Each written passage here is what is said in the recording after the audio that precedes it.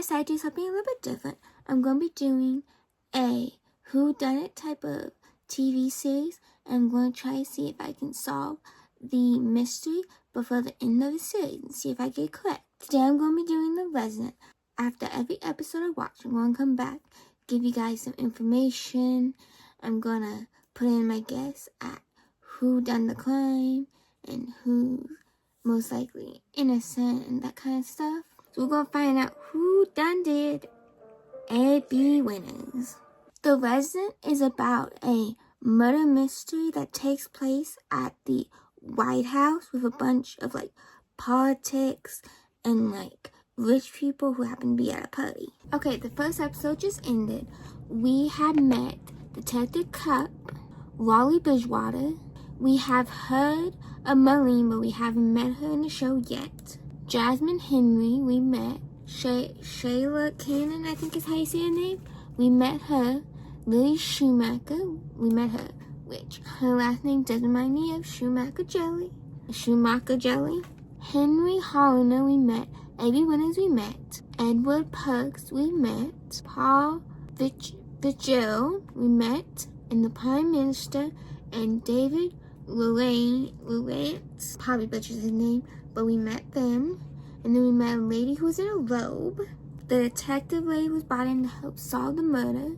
Basically, A.B. Winners was found in the game room dead. And a bunch of people was like, oh no, he's dead. So then the police got called in.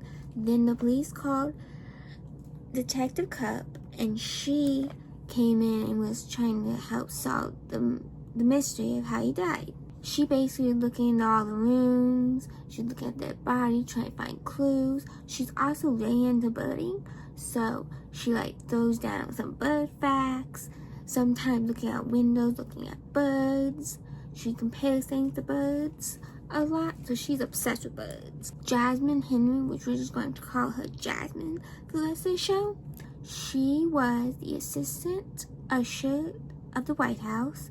But after A.B. Winners died, she ended up becoming the chief usher of the White House because A.B. Winners was chief usher of the White House. She was the first person we met, but after the lady in the robe, she was very kind. She was helping Detective Cup find out where rooms were, taking her places, helping find out information, answering questions.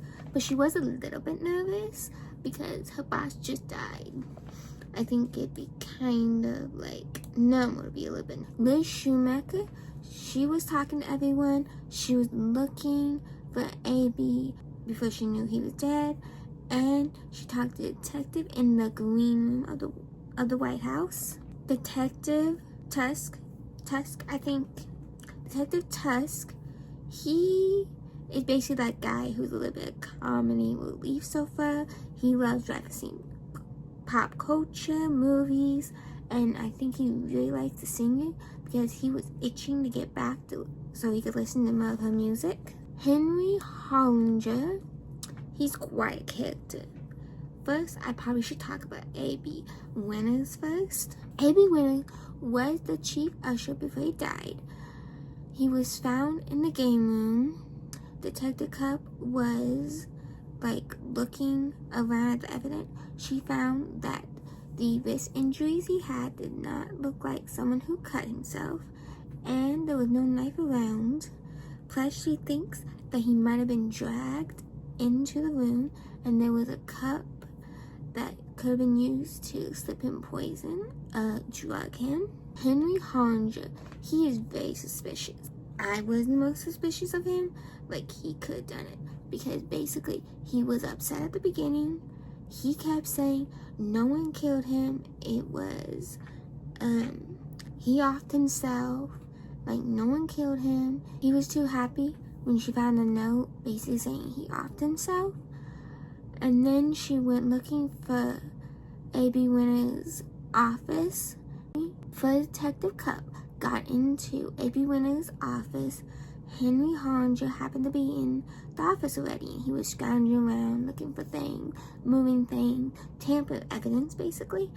He claimed that he was looking for political papers, but as the chief usher of the White House, he doesn't deal with the politics side of what goes on the White House, so he shouldn't have political papers.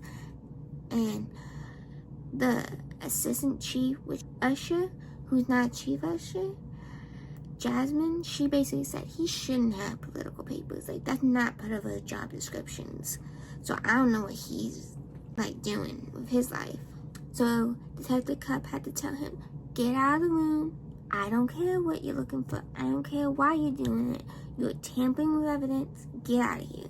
So finally he left. Detective Cup ended up talking to the U.S. President, Perry Fitzgerald. She ended up talking to him, and basically at first the president was like, no, we're not gonna walk down. We are not gonna walk down the White House. We just can't do it. It's an important dinner. We're trying to make peace with our Russia, get them to like us. Like, it's very important dinner.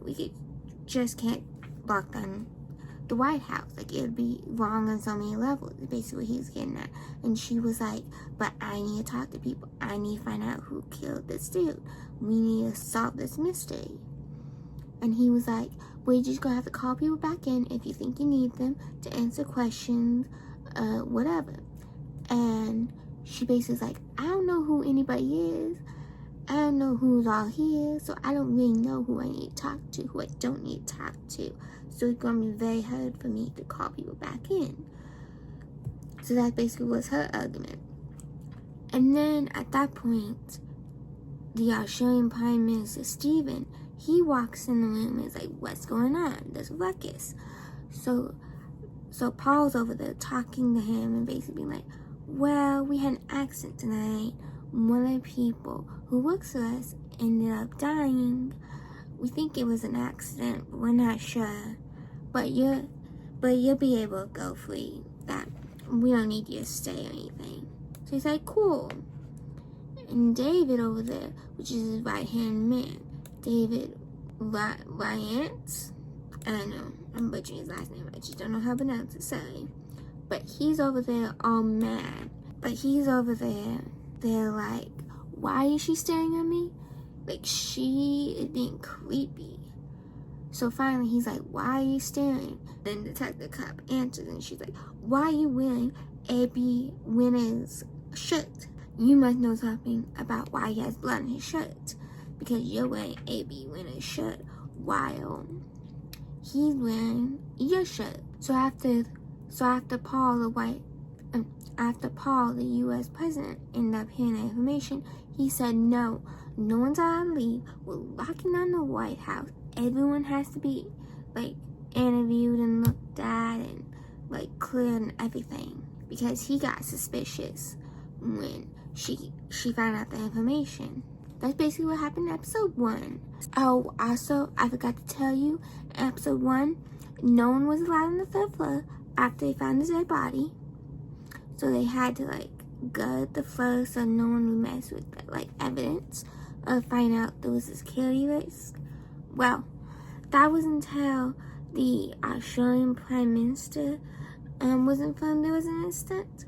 After the U.S. President Perry ended up deciding to keep him and lock down the White House, I'm pretty sure everyone else ended up finding out there was a dead body and there was an incident going on.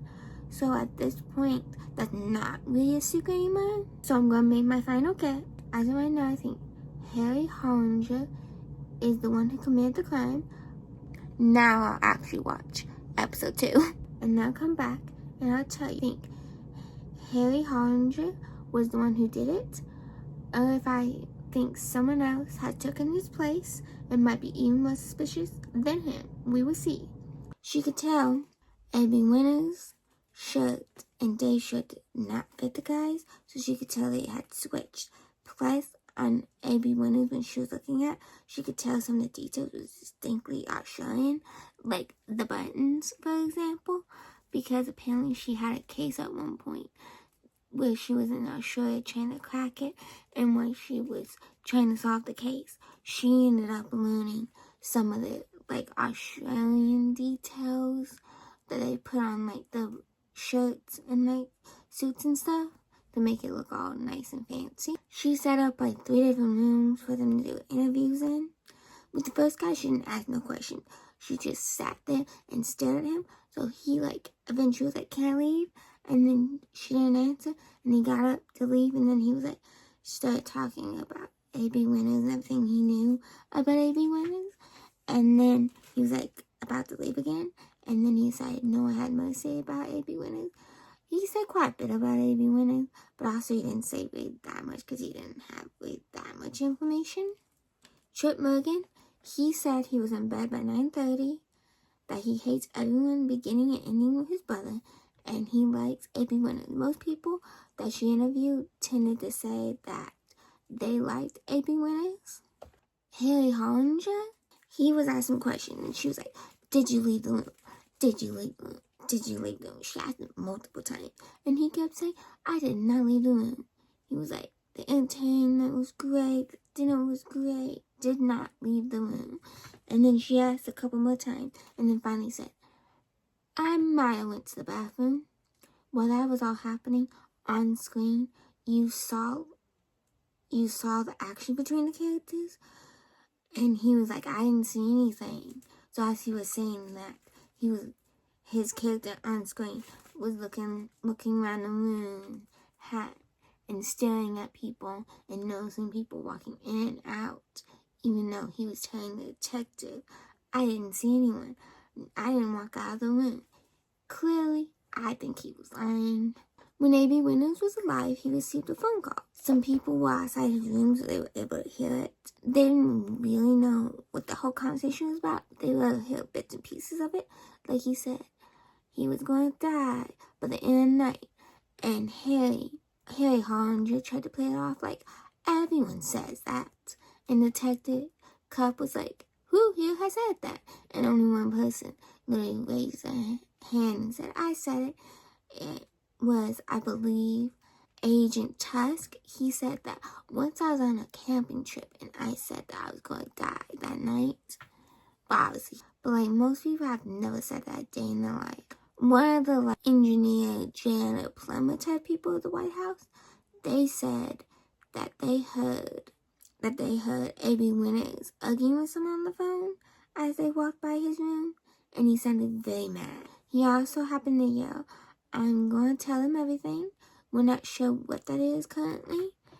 And when Detective Cup was interviewing a ton of people, they had different stories when it came to what happened that night and A.B. Winners. Some people said he brushed out the door because of an incident that happened. Some people said he stayed in the house. Some people said he argued.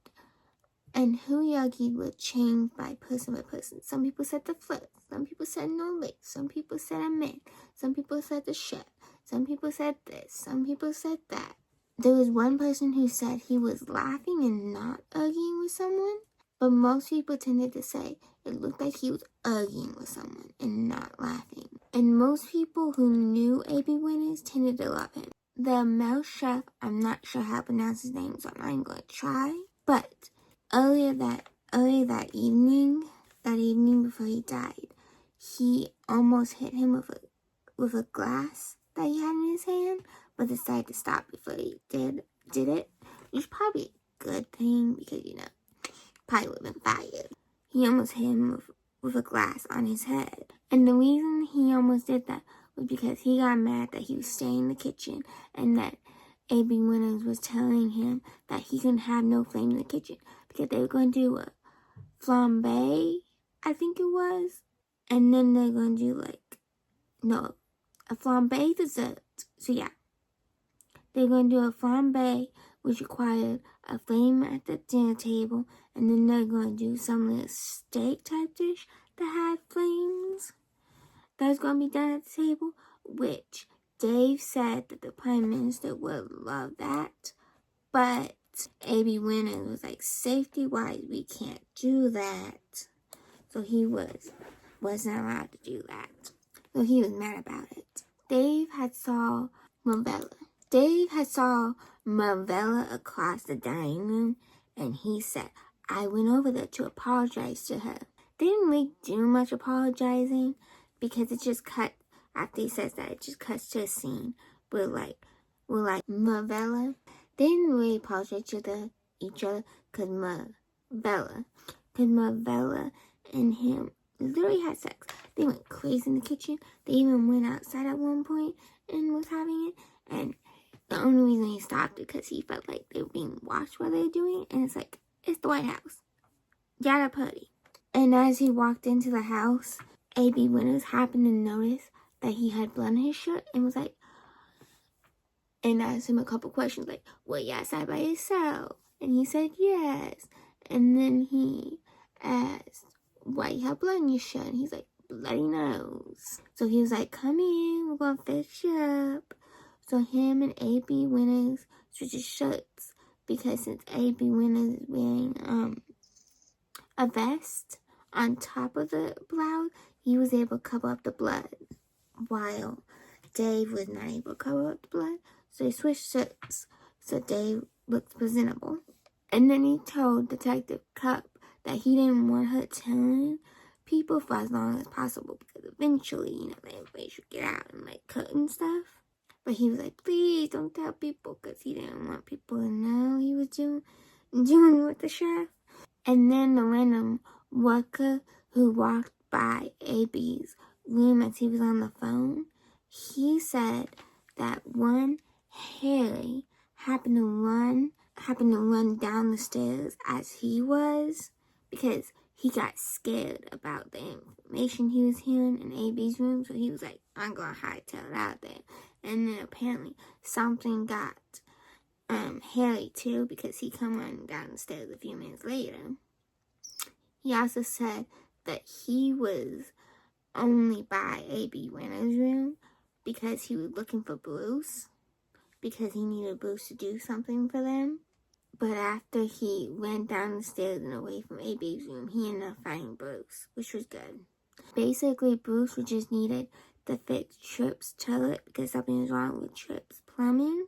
So he was tasked to do that. And then Rolly Bridgewater,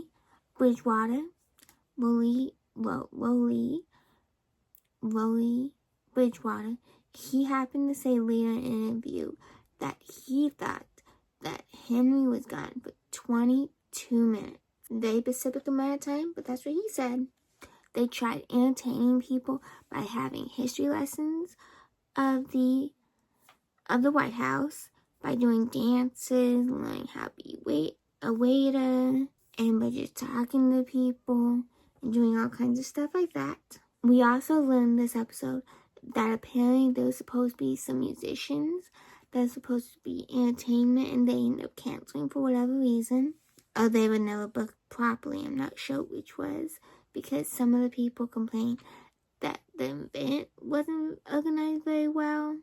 So since they had no singers, they asked Kylie Minogue. They asked her if she would sing for them, and luckily she agreed, because apparently at first she would just invite as a guest and not as a singer. And when she was interviewed by Detective Cup, she did complain that she sung one of the songs 7 times, and she was over it. She was like, I sung it 7 times. She was low-key annoyed about it. And then they were taking A.B. Winters' body out of the White House at the end of the episode, and they were going to do it by taking him out the back. And Detective Cup was like, no, you have to take him out the front where all the people are. And the reason she wanted to do that is because she knew that if everyone saw his dead body, there'd be someone who would act suspicious or do something different than the crowd, or not be chill or something, and she would get information and be like, he's looking very suspicious. I want to know why he's looking very suspicious. So that was her plan, to use that as an opportunity to grab more information about the people. I still say that Henry Hollinger is super suspicious. I think Harry Hollinger is still the most suspicious character, even though a few characters have gotten just a little bit more suspicious. I still feel like Harry Hollinger is the most suspicious character there is at the moment. So I'm going to lock in Harry Hollinger still as the one who did the crime. So that's my guess so far. I'm going to watch episode 3 now. Let's see if my guess stays the same or if someone else takes Harry Hollinger's spot as the one who I think did it. Also, if you currently love this video, please like, subscribe, and comment down below. The question for this video is, if you love this video, please comment down the answer to this question, which is, what movie or video would you like me to try to solve first? If you like this video, please like, subscribe, and comment down below. If you're enjoying seeing me solve this mystery and seeing if I'm correct before the show reveals it, then please comment down below what show or movie would you like me to try to solve. What show or movie you would like me to attempt to solve and see if I get it correct or if I wasn't right. If you're liking this video, then please comment down below any movies or videos you'd like to see me attempt to solve and see if I get right. Basically, during episode 3, they interviewed the chef most of the time.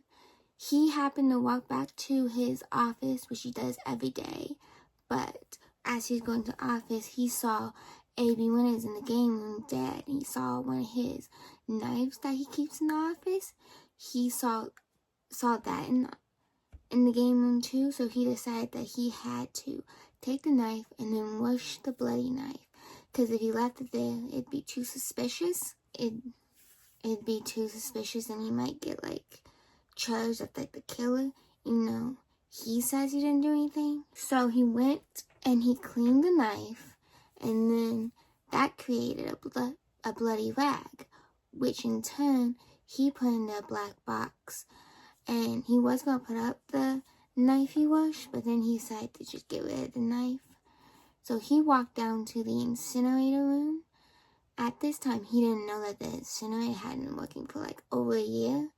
So he puts the black box in the incinerator expecting the evidence to be gone. But then, when expecting the knife in the rag to be gone, when Detective Cup was talking to one of the other ladies, she ended up learning that the incinerator room hadn't been working for a while.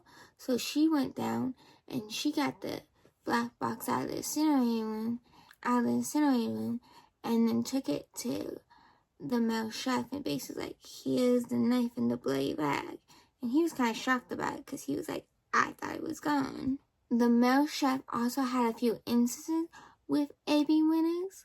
He mostly liked the dude, but he had a few times where he was disappointed in A.B. Winters, because usually A.B. Winters was the type who did as he was told. There was one incident where A.B. Winters was told to remove the gingerbread, and the male chef, he really prided himself on making an awesome gingerbread display. So he made one of the Washington White House, and he was really proud and excited to show it to everyone, like he does every Christmas. But Lily, the social secretary, and Pierre got talking to each other, and Pierre suggested they do a wellness room. So of course Lily was like, of course we're going to do a wellness room. So then she talked to A.B. Winters and talked to some of the other people and was like, I want to do a wellness room. And A.B. Winters was like, you shouldn't. But also, he wasn't the type to argue with anybody, really, a lot at least. So Lily ended up winning, and they got a wellness room where they did hydration stations and other wellness stuff.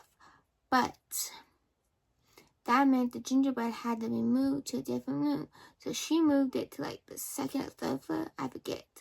But she moves it. No one ends up finding the gingerbread house. The male chef is sad about it because he's like, I worked so hard on the gingerbread all year long and no one gets to see it. And in that moment, he felt like A.B. Winters had disappointed him because he wanted him to stand up and be like, no, we should have this gingerbread in the main room like girls do, but he didn't. Also, Lily got upset because she was pinned for making the wellness room, which no one liked. Which technically she did kind of make the wellness room a thing, but she was trying to tell everyone that it wasn't her who made the wellness room fell and everyone mad. And she also kind of blamed other people and was like, you all conspired against me and that's why the wellness room failed. It wasn't because it sucked. It's because you all just hate me. And then the night of the showing dinner, the male chef also had a problem because he wanted to put kangaroos on top of either a rock or a volcano. I'm not sure which one it was. But Dave, the right-hand man of the Prime Minister of Australia, he basically came in, saw the kangaroos on the rocks of a volcano, show when it is, and he threw a big hissy fit and basically was like, you cannot do kangaroos on top of rocks or volcanoes. You can't do it. It's so offensive. So then A.B. Winner, trying to make the situation better, he told the male chef, you can only have the rock of the kangaroo, which would be. And he didn't really reply. So after a minute, A.B. Winner started taking kangaroos off of the rocks. And as he was doing that, the male chef was slamming the kangaroos back onto the rocks of the volcanoes. Because he was not happy. He was like, I want my full vision seen. Also, we learned some stuff about Sheila, one of the female servers. She was the type who really loved drinking. So she would drink. Especially in the showing dinner. So Sheila had a drinking problem, so she would drink a lot of the time. So she was trying to tell the cup that I was serving people. I was doing my job. I love my job. Everything's going great. I was just having fun with people, serving one person after another. I don't know why I could possibly have been taken off the floor. Because A.B. Winners had told her to get off the floor. And then other people, when Detective Cup was interviewing them, was telling them completely devastated. She was sitting down with the former First Lady of the house. She was sitting down with the former First Lady of the house, which was a Henderson. I think it was a Henderson or Anderson. One of the names. But she was sitting down with the former First Lady. And just gabbing, talking, having a good time. She was drinking some alcohol. And she claimed that when Sheila finally told the Detective Cup the truth, she told her that Social Secretary Lily had told her that she needed to entertain the former First Lady in order for the night to go well. And Lily was not concerned about the fact that they would lose a server or that they could possibly need that help. They were like, well, entertaining the First Lady, the former First Lady, basically entertaining the ex-First Lady is more important than using that server as a server, in her opinion. Also, Detective Cup had talked to a gunner. Detective Cup had talked to a gunner earlier during that night, which is where she learned that the shed never locked because the gunner didn't even bother to check further. She talked to the gunner earlier in the night where she learned that the doors never locked because the gunner didn't even bother to check to see if the door was locked or got keys. Then as the gunner walked in, she discovered that one of the lights that had broken was lifted up. So someone who wasn't knowledgeable about everything happened to walk into the shed, which was unusual. And then her suspicions were even more true because she noticed something missing from one of the shelves. And Detective Cup noticed that the gunner had noticed these details, and at first she didn't feel like she needed to ask any questions to the gunner because she got everything she needed based on the body movement. But then she turned to Special Agent Edward and was like, do you want to ask a question? Apparently at this point, she was starting to get comfortable with him and be like associates and not fully hate him. So he was going to ask her a question, but ended up stumbling through the question. And in the middle of that, Detective Cup ended up coming up with a question. So she asked the girl if she knew anything about this string-looking piece she found. And the girl ended up telling her that it's a Pacific leaf. They only have one tree. So after that, Gardner and Edward had left the shed and went to that tree. And then they were snooping around to see if they could find any evidence.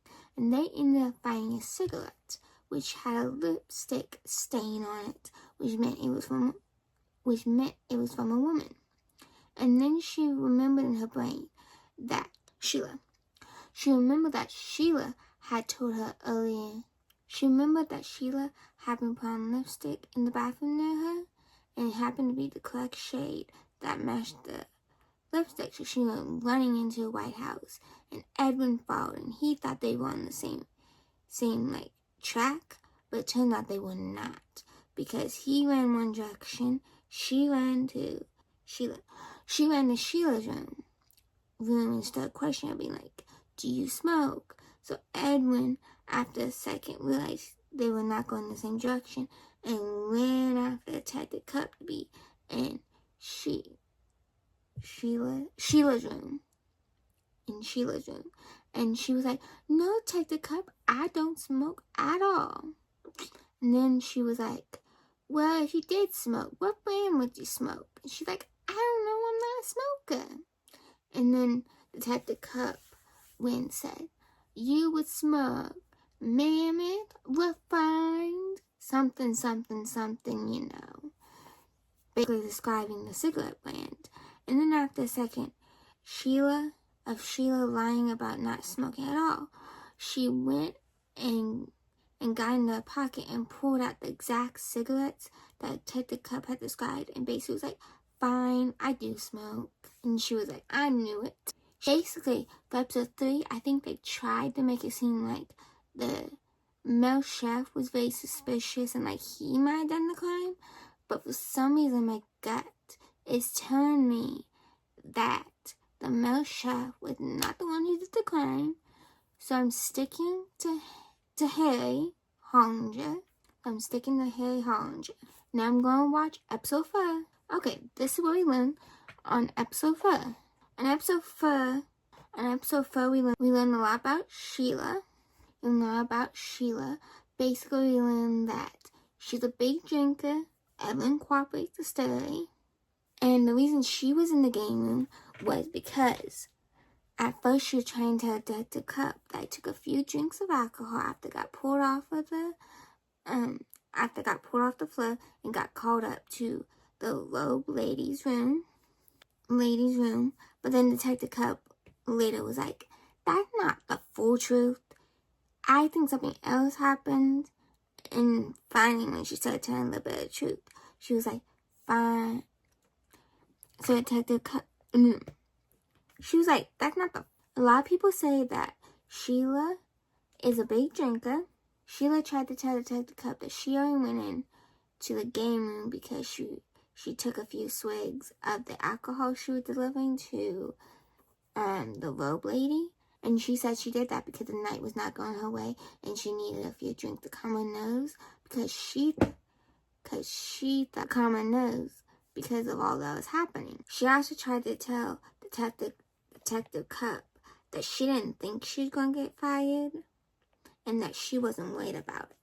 But in the show, they had the actors were acting out and were saying other things, and it showed that she was super worried about getting fired. She's like, oh my gosh, I'm going to lose my job. I don't want to lose my job. This is my dream job. I love it here.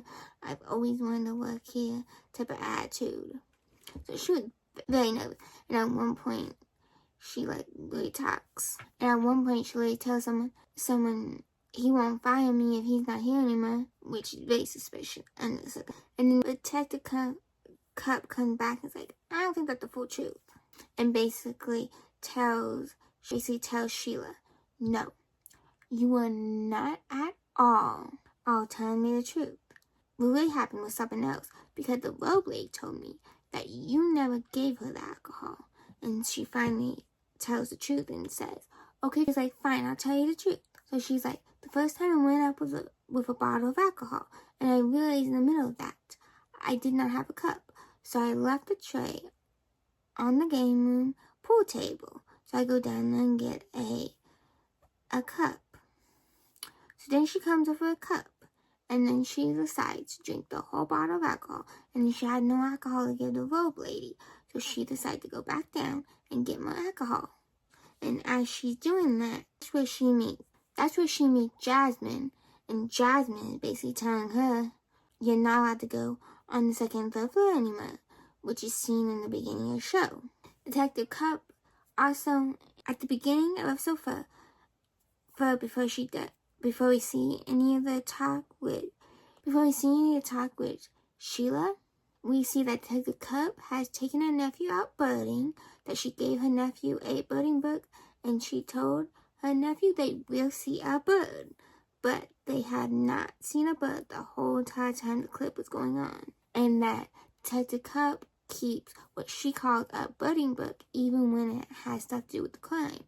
And that she likes to draw a lot of pictures, sketches, write down information when it comes to either crime cases or the bird, depending on what activity she's doing. And towards the end of episode 4, the lean toxicologist ends up coming in and said, we have like what we think's going on, like the preliminary results. I might not be saying that word right. But basically, they have, like, basically what it thinks happening to the body, but they don't have the final result, basically, is what I'm trying to get at. They think he was hit, he had non-fatal poisoning, and his wrists were cut after he was dead. That's what they're thinking going on. And when it cuts back into the courtroom, they basically ask her, like, do you have the final result? And she's basically like, no, because they took the body after we got, like, kind of results in. So I was never able to examine the body anymore and see if the results were, like, completely correct. Basically, a bunch of people in episode 4 had said that the Australian dinner night was a mess, which they've been saying, like, since the beginning. But they're basically saying that Lily had trouble with deciding, like, who's gonna sit where, how many people gonna attend, and that kind of thing. Basically, at first it was like 217, 200, 150, and then it all switched. And at first they thought it was gonna be like 200 people showing up. But then St. Pierre got involved and basically told her, no. You have to have in the state dining room. And the state dining room can only hold so many people. So from the 200 guest list, they had to remove 75 of those people and make them fit in the state dining room. And they said, wow, the overflow people can be in the red room. And then St. Pierre was telling Lily the red room's out, because red's bad vibes, like, bad. And so she listened to St. Pierre and was like, red room's off limits, because he said so. And then they were telling Detective Cup that, yeah, he's weird, but, like, Ronald Reagan had an astrologer help decide his schedule. So, like, it's not the weirdest thing. And then Detective Cup ended up wandering down the hall, was talking to people, and she asked about a room. They unlocked the door. She went into the room. It looked like it was being renovated. So then she went and she found Jasmine and basically was like, well, she basically found Jasmine, and Jasmine basically was telling her, we're not actually doing renovation in the room. And she was like, okay. And Jasmine was like, that room, it just set up, looked like we're doing renovation.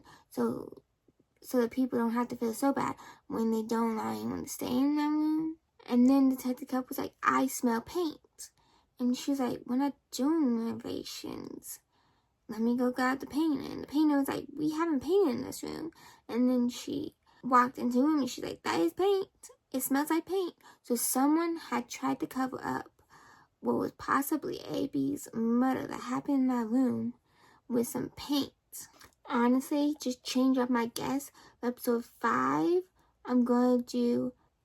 just change up my guess. I'm gonna say that Sheila's looking super suspicious.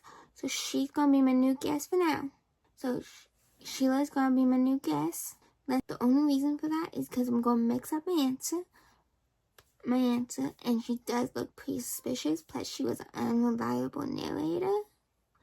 And she wasn't telling the truth for most of the interview. So I think she's really trying to hide something.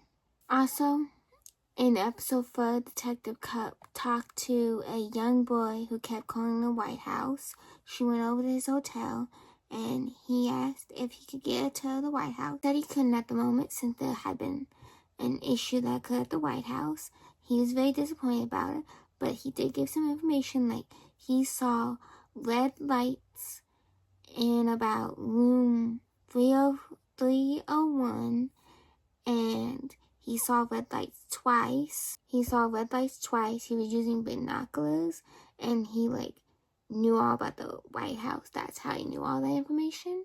And when Detective Cup was talking to the police chief and everyone and the FBI and everyone, they basically said there's a very common conspiracy where people think something's up because there'll be red lights that reflect onto the Washington House, but really it's just that the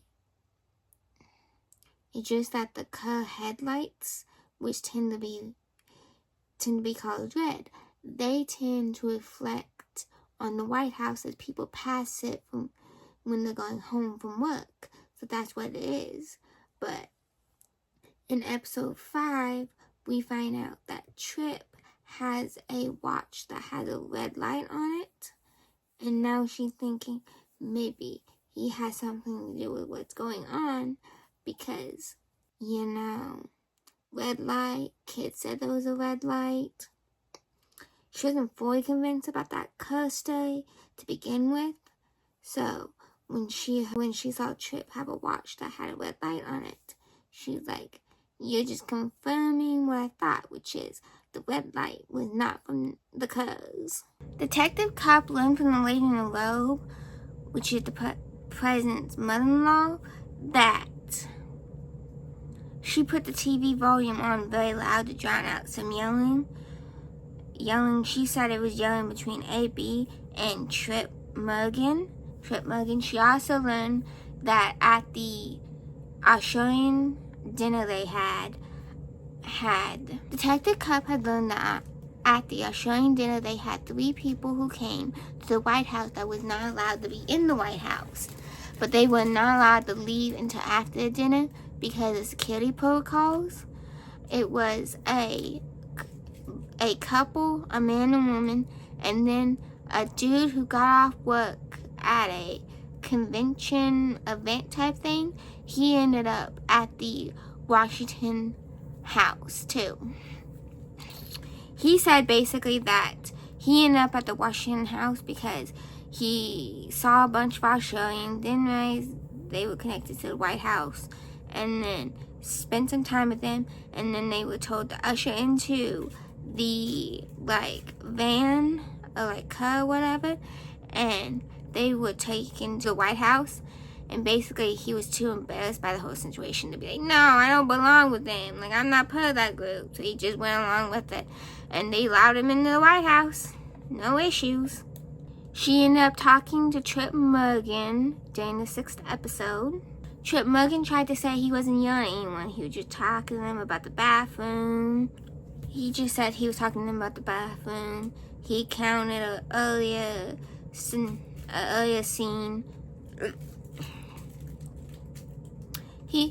Trip Morgan said he was just talking to them about the bathroom, so he wasn't yelling at anybody. Trip Muggin was also recounting another memory he had where Perry was like, I can either give you a room at the White House and you get everything for free, and if you ever get in trouble again, I would not rescue you. You will go to jail, you will face consequences, because I'm tired of rescuing you. I'm tired of using my powers to save my brother. So Trip was like, free food, oh my gosh! And he signed right up to take a spot at the White House. Well, okay, he did protest a little bit, but then after a minute, when he was told free food and bird and stuff, he was like, yes, man, I'm signing right up, because he was super excited to get everything for free. I mean, most people would be. He did things you were not supposed to do at the White House, like walking barefoot, hanging out the staff, using the house doctor, for example. The Trip Muggin and Perry are not the best, doesn't have the best relationship, basically. Trip Muggin and Perry don't have the best relationship because Perry's always cleaning up Trip Muggin's messes. Also, is always telling him what to do and stuff. And the night of the Australian dinner, Perry had called down to be like, you don't want to go to the Australian dinner, right? But I figured I'd call, make sure, trying to do all the pleasantries. Basically being like, you're invited, but I know you're not going to accept. He didn't even give his brother a second to talk and be like, I want to go. Because his brother was super excited, dressed up in like a tuxedo, gonna put on his best show, and was like, I want to go to the Australian dinner. But his brother kept being like, I know you don't want to go to the Australian dinner, so I'm not going to force you to go. You can just stay in your room, no big problems. Which made him upset, because he wanted to go to the Australian dinner, like I said. So his feelings were hurt, because his brother decided not to listen to him. So he was just going to stay in his room all night, since he technically was invited, but not really invited to the Australian dinner. And that's when he called down and basically was like, my plumbing's not working. I need someone to come and fix my bathroom. Trip said that the engineer was ranting about AB while working, but the engineer said I wasn't talking about that. Trip Muggin was talking about stuff, and then I went in I was working for a few minutes, and then all of a sudden Trip Muggin wasn't in the room. And Trip Muggin was trying to tell the detective, no, I was in the room the whole entire time. And then finally, he broke and said, I wasn't in the room the whole entire time. I went downstairs to get some desserts and some food. That's what I was doing. He also has a watch that has a little red light on it that's not working properly. So when she saw it, she was like, that's what the kids saw, because she never believed the story of red lights reflecting from the curves onto the Washington house. She never bought that story. So when she saw that watch, she's like, ooh, suspicious. She also asked Harry Hollinger if he knew about the fake renovation, which when she was talking to him about it, he was surprised about it, because he didn't know it was a fake renovation, or that any renovation was happening. And so he learned it as Detective Cup was talking about it. And he looked over at the president and basically like, you mean you didn't want my sister to stay here? And they were like, it has nothing to do with her. And the conversation kind of ended with Harry Hollinger being mad because, they didn't allow his sister to stay at the White House. I mean, that was kind of justified getting a little mad about that. So that wasn't really adding to anything that's making him suspicious. Apparently, when they were trying to organize the Australian dinner, they picked out some people to be the singers, but none of them showed up. So the day of the Australian dinner, they had to ask Kylie Minogue if she was going to sing.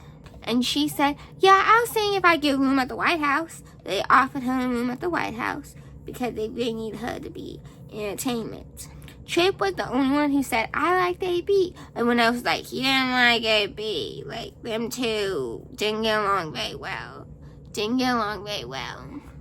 AB also didn't really trust Harry Hollinger.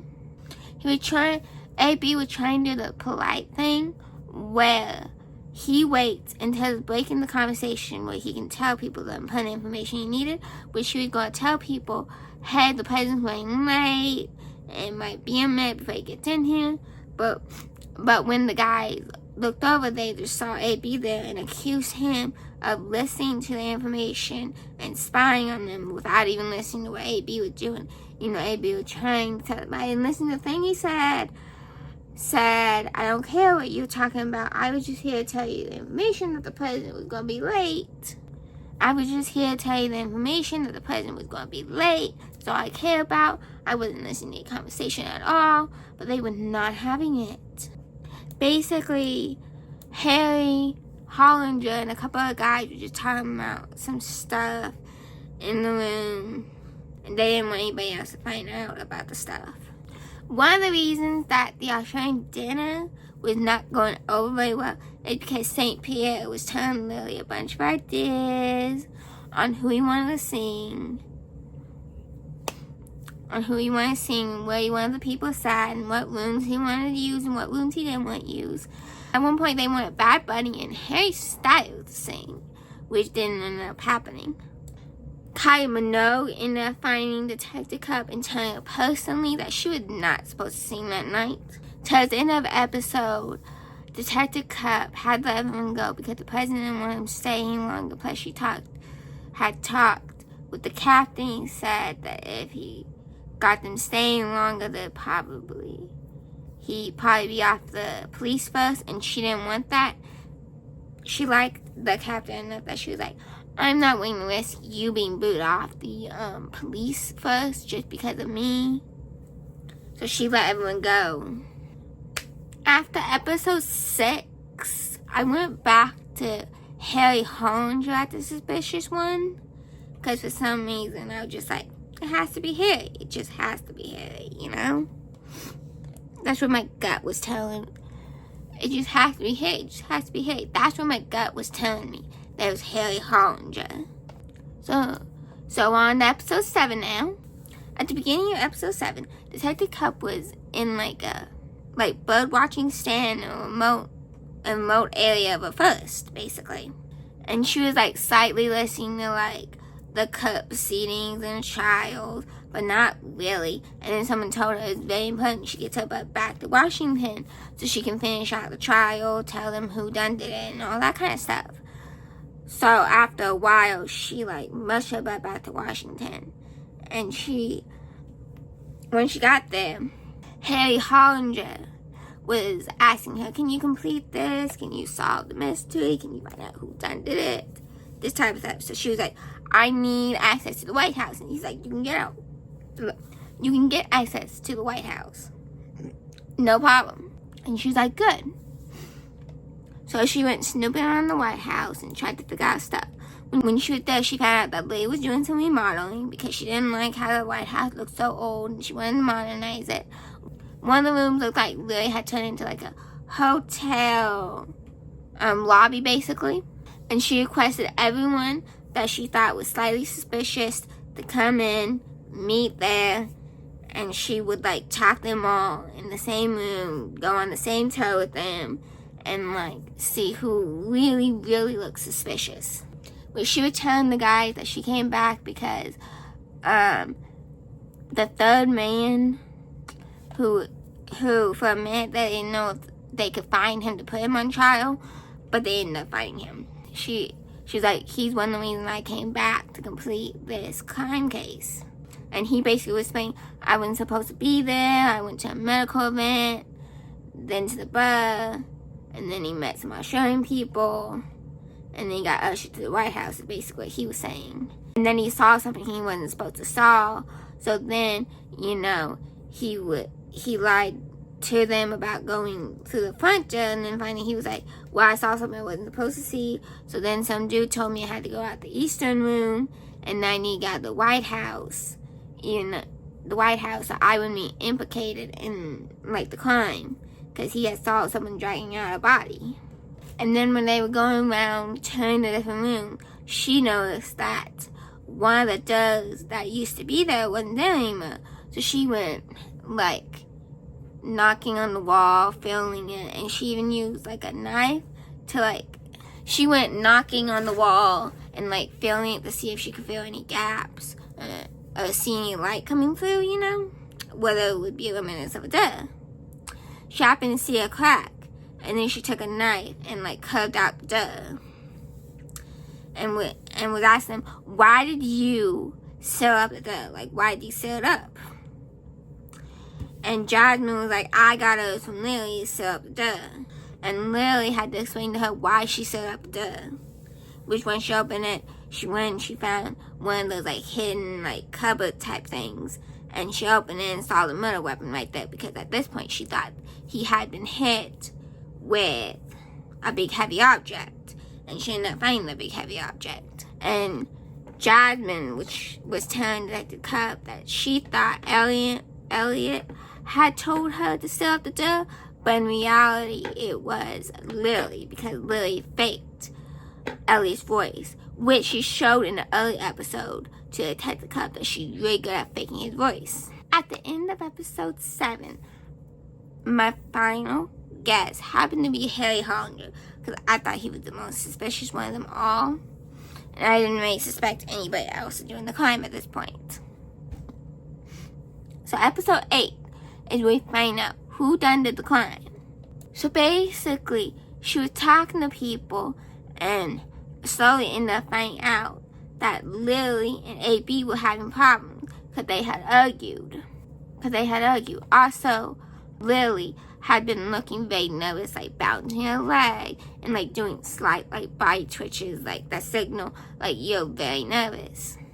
And Detective Cup came up with the idea like, you could have been just a very good actor, like you done did it to him, and then you went around being like, where's AB, where's AB? As like you were acting very good. And then as Detective Cup kept speaking about Lily and what happened, she got even more nervous, and at one point she was like, I need to call my lawyer. And the president, Perry, was like, why do you need to call your lawyer? Then Detective Cup was in the courtroom telling everybody who done did it. And she said, the person who killed AB Winters was Lily. Why'd she kill him? Because he was going for her plan. He knew that she was embezzling money and like committing fraud and stuff. So he was going to tell everyone about it and get her fired and possibly thrown in jail. And she was not happy about it. So she went and she murdered the dude. So yeah, I did not get my guess correct, because I was not suspecting Lily to have done it. I was really surprised. Yeah, I was really surprised that Lily ended up being the one who done it. So my guess was not correct. This show did keep me on my toes. It was very entertaining. I hope they come up with a season 2 where you do something similar but different, you know. Because it's very entertaining. Kept me guessing the whole entire time. It even tricked me up since I didn't get the right answer. Thanks for watching. I hope you liked it. Like, comment, and subscribe down below if you liked the video.